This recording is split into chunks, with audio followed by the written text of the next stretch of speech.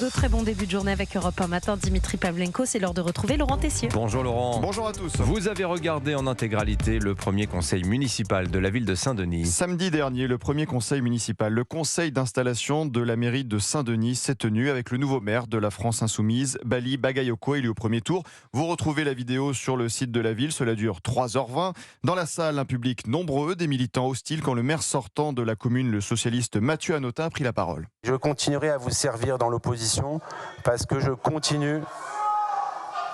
Dehors, casse-toi, toujours les mêmes intimidations comme celles entendues dimanche soir après le second tour des municipales contre les maires sortants battus. Peu importe mon rôle, c'est ici ma place. Merci beaucoup.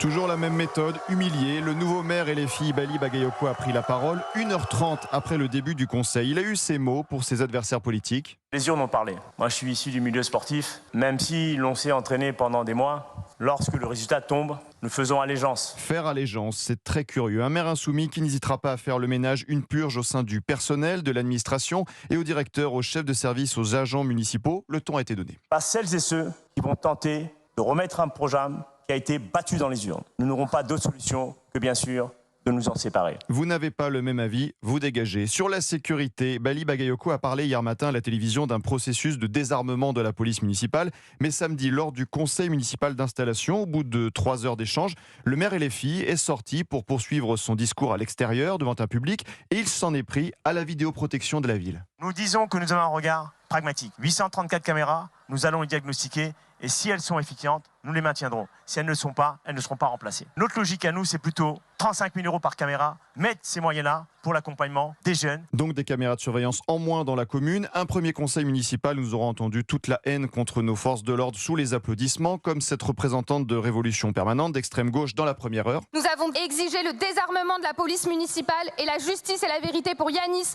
Naël et toutes les victimes de violences policières. Et les attaques contre nos policiers, nos gendarmes ont continué sous les applaudissements.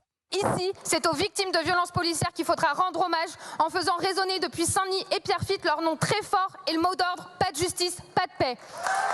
Le programme est clair, violent et résumons. Nous avons un ancien maire socialiste humilié, hué, un grand ménage annoncé dans les équipes de la mairie, moins de caméras de vidéosurveillance, la volonté de désarmer la police municipale, des attaques contre les policiers sous les applaudissements, sans oublier la présence d'une femme voilée autour de la table. Voilà à quoi ressemble un conseil municipal de la France Insoumise, de la Nouvelle-France. Merci beaucoup Laurent Tessier. On va reparler de cette Nouvelle-France, de ce projet mélanchoniste. C'est au cœur du projet LFI avec Vincent Trémollet de Villers tout à l'heure à 8h-5.